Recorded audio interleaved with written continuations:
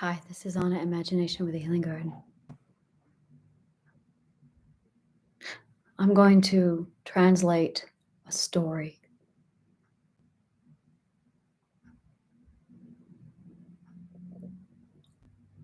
Once upon a time, there was one.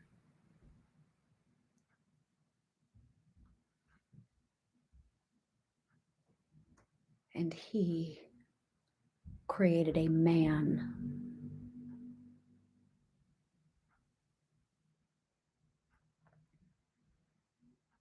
That's the first prejudice right there. And he saw that the man was lonely, so he took from him a rib. And he made him woman. And he made him woman.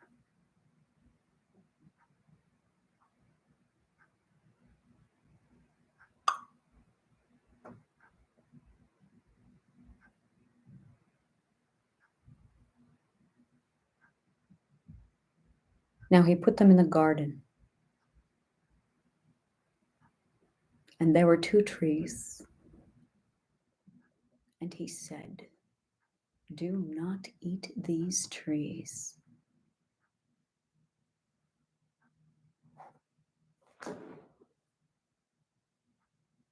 For then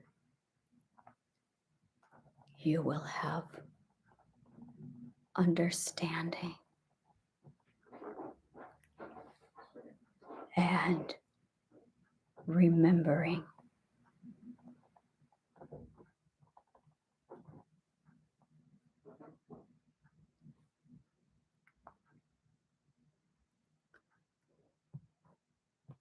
But there was a third in the garden.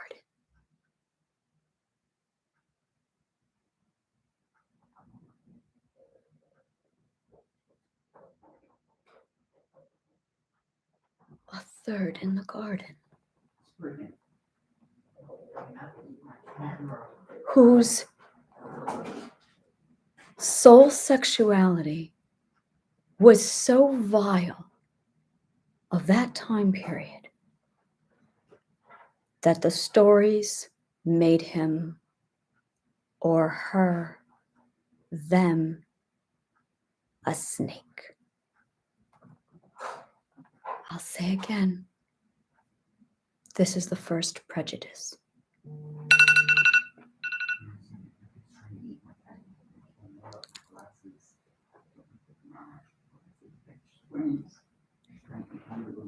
And it was that the woman was alone in the garden when the serpent said, "Go ahead, eat of the tree," because the snake wanted to be remembered.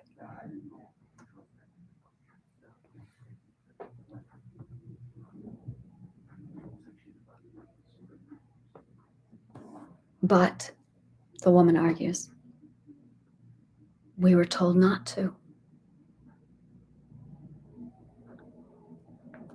The I commanded to not remember.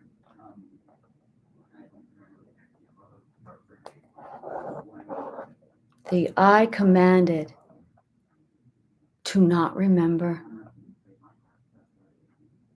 because once you remember that the snake is not a snake at all. You remember that it's not man and woman. You will remember that it's man and woman and transgender. And God forbid we remember that. Oh, look at that. God forbid that we remember that.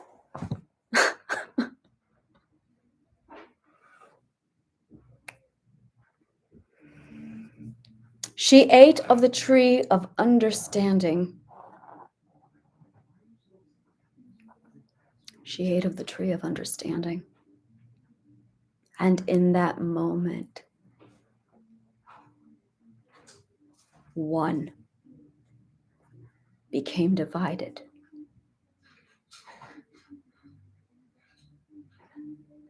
And God said, "Get them away from the tree of remembering before they remember, please. Because once they remember, then the snake becomes transgender."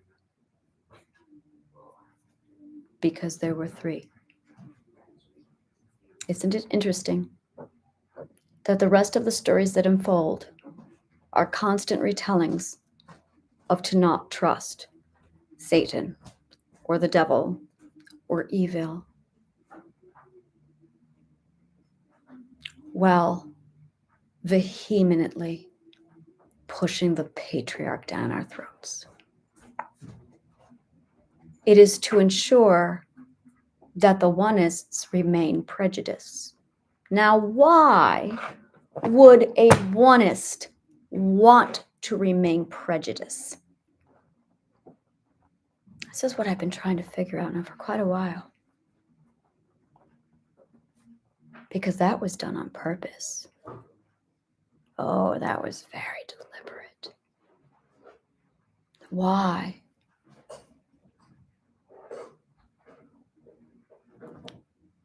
Would a oneist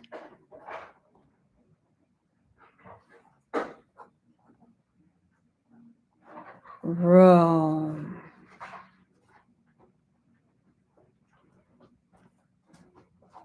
Knight Templars, Council of Nicaea,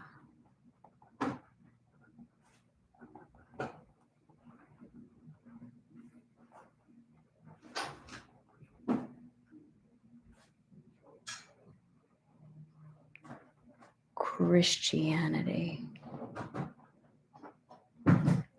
of Alexandria.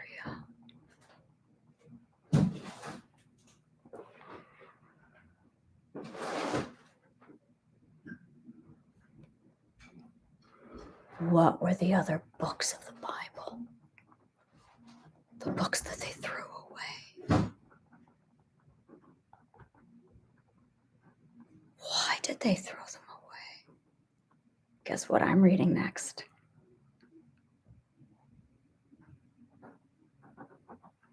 And then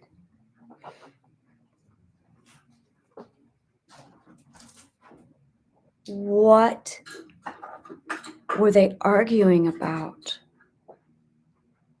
Why don't we know what they did?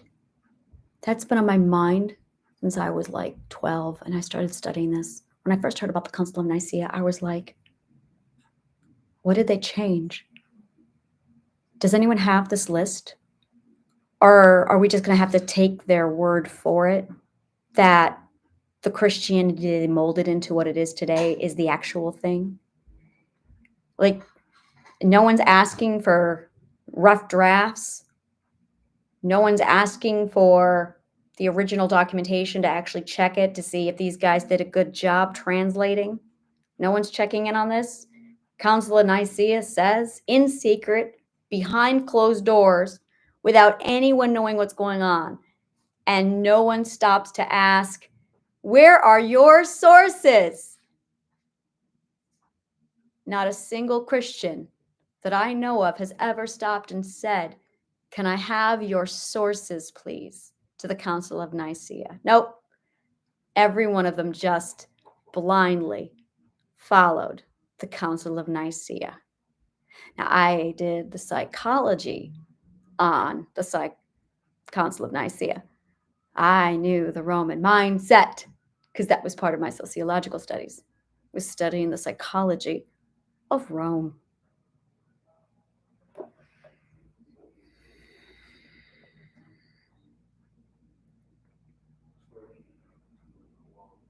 This was a society where all perspectives could live together in peace, but only for a short period of time. This was a time period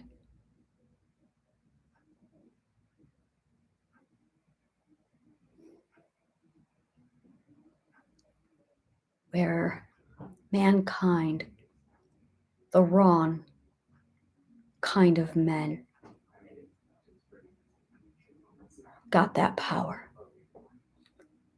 Alexander the Great, he went to the school of Alexandria. Alexander the Great.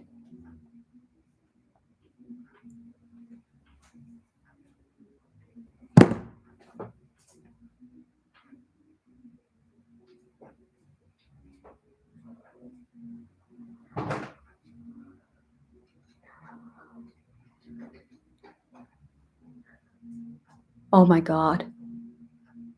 Oh my God. Oh my God. This is Alexander the Great's fault.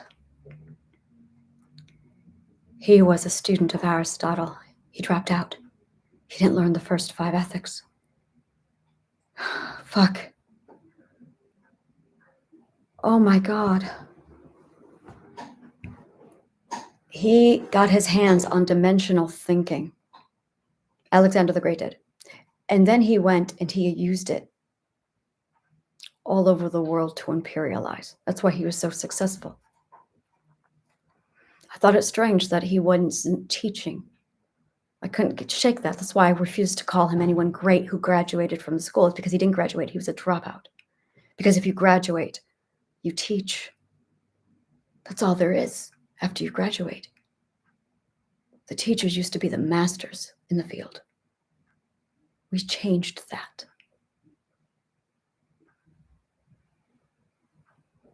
And I thought it was really strange that Alexander the Great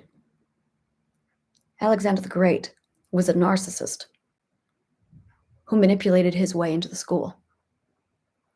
He got a hold of the information. He learned just enough to master the art of imperialization. And he gave the rest of that information to Rome.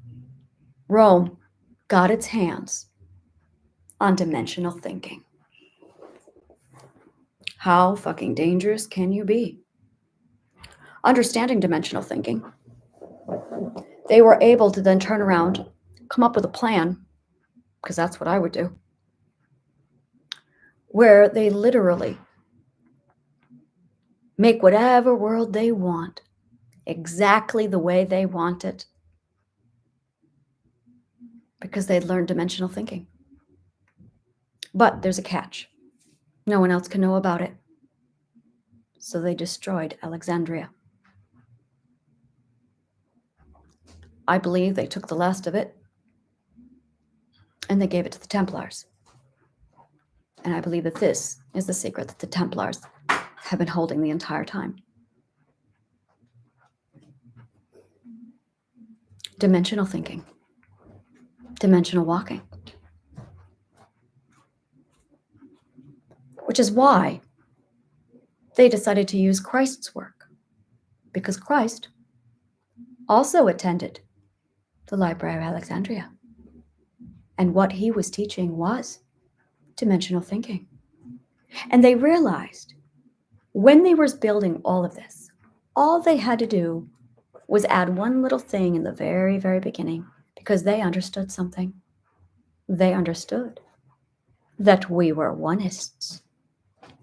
And all a oneist needs is a single prejudice. Make it hate itself, and then you can rebuild it. And the prejudice they chose? Gender. Man and woman. Let's make the third one a snake.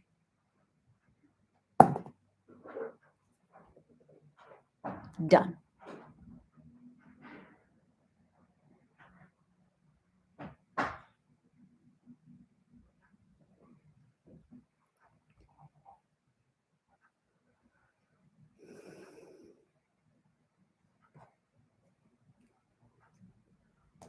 Then they purified the perspective.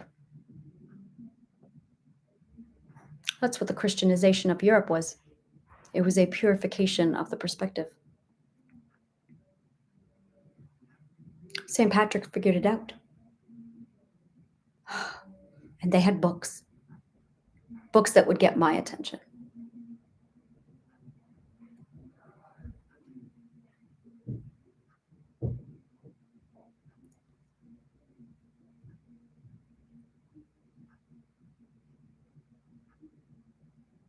How many of the books in Ireland had found their way into Alexandria, which means the second location of Alexandria is Ireland.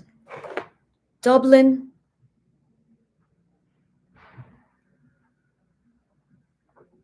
Trinity College.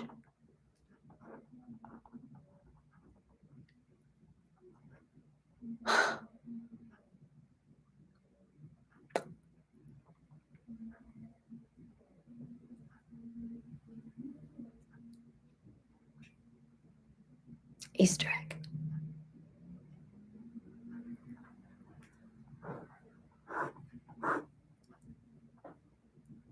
I'm going to trust future self and follow what future self did. Barragan went to Trinity College and Alexandria and Solomon's Temple.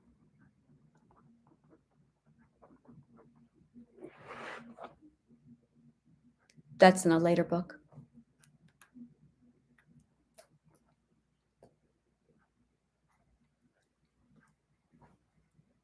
The university started in Solomon's Temple. And then perspective psychology.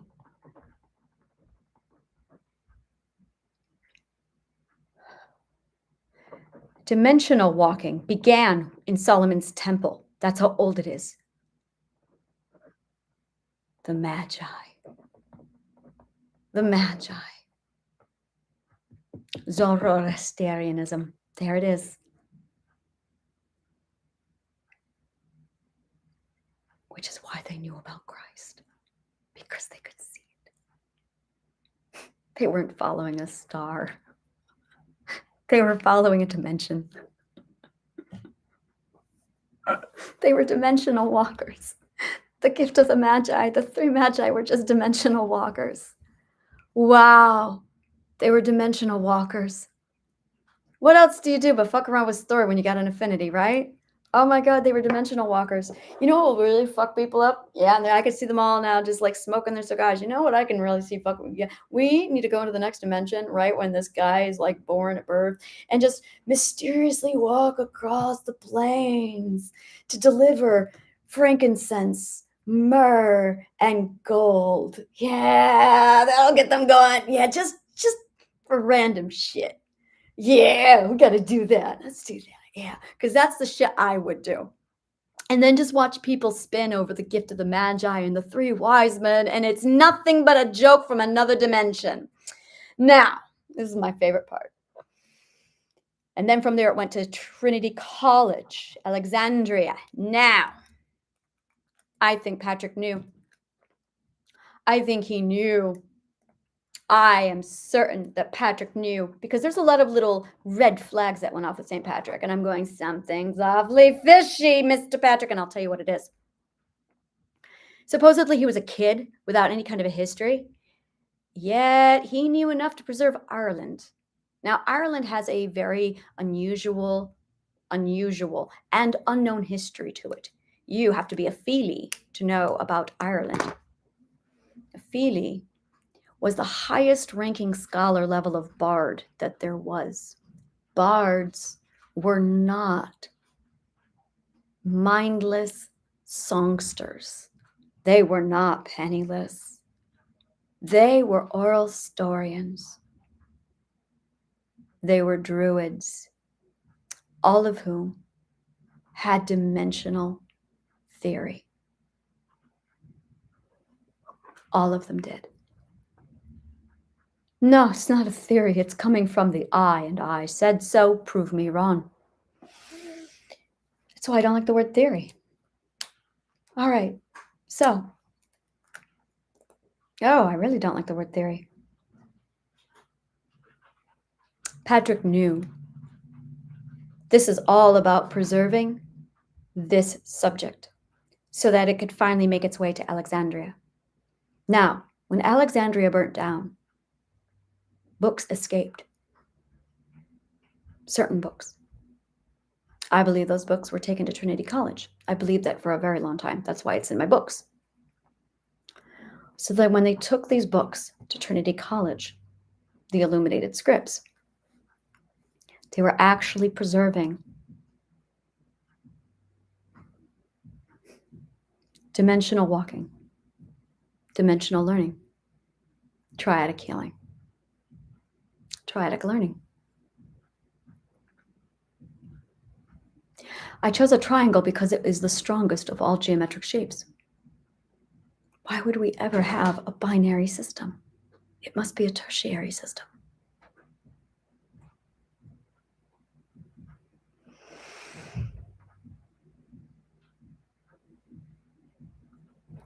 The Knight Templars did a lot of work with Trinity College, and that's where the trail ran cold.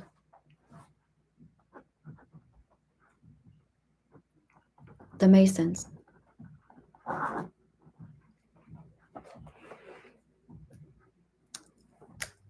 Which were Celtic based. So I believe that this is it. And I believe they have information about the one.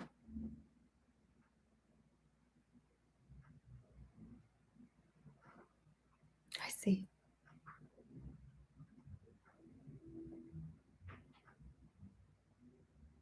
I see.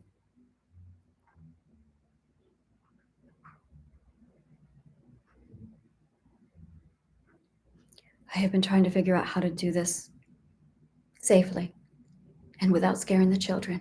We cannot scare the children. Do not scare the children. That is my first rule. You laugh.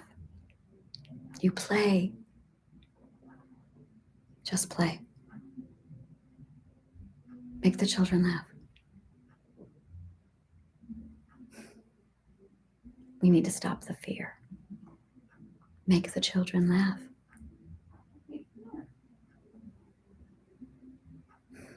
I'm looking for my network. Click on my link tree. See if it's for you. Take a look at my books. They are filled with Easter eggs. Enjoy the hunt. May the kindest of words always find you.